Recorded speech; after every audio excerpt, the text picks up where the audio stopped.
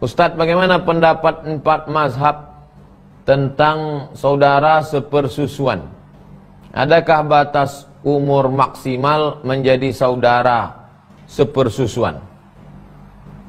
Perlu dipahami, kalau tidak ada hadisnya kalau sudah secara pasti, wal mutallaqat, sudah secara pasti, azaniyat wazani fajlidu kulla wahidin minhuma mi'ata jaldah, cambuklah mereka 100 kali cambuk.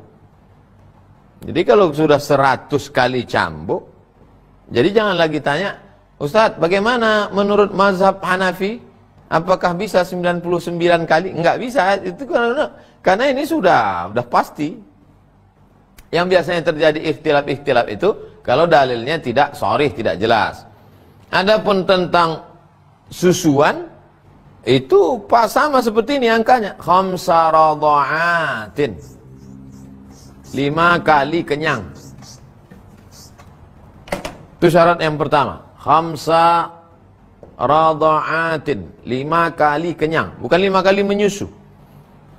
Ibu punya anak, sama-sama melahirkan di rumah sakit, tapi ibu ini air susu banyak, ini tidak. Lalu ibu susukan anak dia, itu hitung, jangan asal aja. Kalau 5 kali kenyang, baru anak dia itu menjadi saudara sesusuan dengan anak ibu, nanti tak boleh menikah. Lalu kemudian umur anak yang menyusu itu berapa? Nah, ini jumlah susuannya. 2, umur anak yang menyusu itu berapa? Umurnya adalah wa hamluhu wa fisaluhu fi amaini. 2 tahun. Karena itulah usia pertumbuhan. Jadi anak yang disusu tadi umur 2 tahun. Nah, itu syarat. Jadi tentang itu tak ada ikhtilaf. Jelas-jelas karena dalil angka. 5 radha'atin, kemudian 2 kali susuan. Jadi dulu ada seorang perawat di rumah sakit. Ini perawat ini niatnya baik. Jadi dia masuk ke rumah sakit pagi, dikumpulkannya air susu ibu-ibu itu semua dalam tabung. Kemudian dimasukkannya ke botol, dikasihnya ke semua anak-anak. Suaminya ngelapor ke saya. Saya bilang itu mesti berhenti dia buat begitu karena bisa menyebabkan ikhtilat nasab, bercampur nasab sesusuan. Sudah berapa lama dia buat gini? Udah sering Pak Ustadz, berhenti. Karena dicampurnya semua air susu ibu-ibu di situ, dikasih ke semua bayi yang ada di situ. Niat dia baik. Nah, ini menunjukkan tidak semua niat baik berakhir baik kalau kita tidak mengerti ajaran Islam.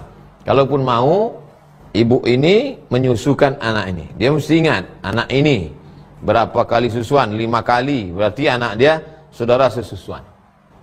Nah, 2 tahun, maka dia biasanya di rumah sakit itu yang baru lahir susuan, atau pulang ke rumah ada anak tetangga disusukannya, itu mesti dikasih tahu anak-anak kita, kamu dengan dia saudara sesusuan. Nah, tidak boleh menikah. Sampai berapa tahun dia menjadi saudara sesusuan? Suatu ketika Nabi SAW sedang duduk. Tiba-tiba Nabi berdiri membentangkan ridak kain. Di atas pasir itu dibentangkan Nabi kain. Bentangan kain, duduk seorang perempuan di atas kain itu. Semua sahabat heran. Siapa perempuan ini? Kenapa mulia sekali? Biasanya Nabi yang membentangkan, biasanya sahabat membentangkan kain baru Nabi duduk di atas. Ini enggak, Nabi yang membentangkan kain baru perempuan duduk di situ. Siapa dia? Syaimah. Ternyata Syaimah saudara sesusuan Nabi, sama-sama menyusu dengan Halimatus Sa'diyah. Ibu susu Nabi Suwaibah Al-Aslamiyah, setelah itu Halimatus Sa'diyah. Makanya Nabi saudara satu susuan dengan Hamzah bin Abdul Muttalib.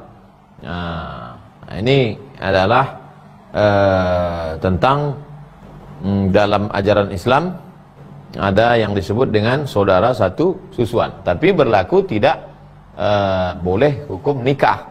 Adapun saudara sesusuan dapat warisan enggak? Kita kan saudara sesusuan, aku dapat hanya perkara nikah. Bisakah mimpi menjadi jawaban istikharah? Mimpi salah satu bagian dari kenabian. Karena Nabi mendapatkan wahyu dari mimpi. Mimpi itu ada 3. Mimpi dari setan. Kalau kita mimpi dari setan menakutkan, maka kita baca ta'awuz, ditiup sebelah kiri dengan sedikit air ludah. A'udzu bikalimatillahi tammati min kulli syaitani wa hammati wa kulli 'ainil lamah. Ini ditiup sebelah kiri dengan sedikit air ludah. Seperti orang meniup air, seperti menyebut huruf tha dengan fa. Sedikit tiupan ada air ludah. Wa min syarrin naffatsati fil 'uqad. Ada namanya mimpi adghasu ahlam. Proses berpikir di waktu siang yang tak selesai terbawa di waktu malam. Tiba-tiba mimpi jadi Kapten Amerika.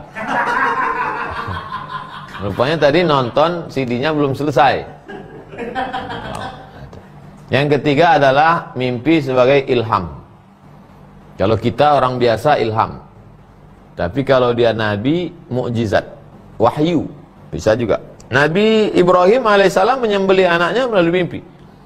Ya bunayya, wahai anakku, inni ara fil manam, aku lihat dalam mimpiku, anni azbahuka, aku menyembelih lehermu, fanzur madza tara, apa pendapatmu? Lalu kemudian Nabi Yusuf alaihissalam juga sebelum dia dibuang ke dalam sumur itu dia melalui mimpi. Inni ra'aitu ahada asyara kawkaban wasyamsa wal qamara ra'aituhum li sajidin. Ayahanda Yakub, ini sesungguhnya aku Yusuf, ra'aitu, aku melihat dalam mimpiku, ahada asyara, 11, kawkabah, 11 bintang, wasyamsa wal qamar, syamsa matahari, qamar bulan, ra'aituhum li sajidin. Kata ayahnya, la taqsus ru'yaka ala ikhwatika fayakidu laka kaida. Jangan kau ceritakan mimpimu ini kepada saudara-saudaramu, nanti mereka akan membuatkan satu tipu daya. Nah, jadi mimpi juga adalah salah satu cara wahyu ke Nabi, dan salah satu cara Allah mengirimkan signal istikharahnya. Nah, makanya sebelum tidur itu, supaya mimpinya tidak ada intervensi setan, sebelum tidur wudhu dulu. Setelah wudhu sholat witir, supaya nanti malam nggak witir lagi.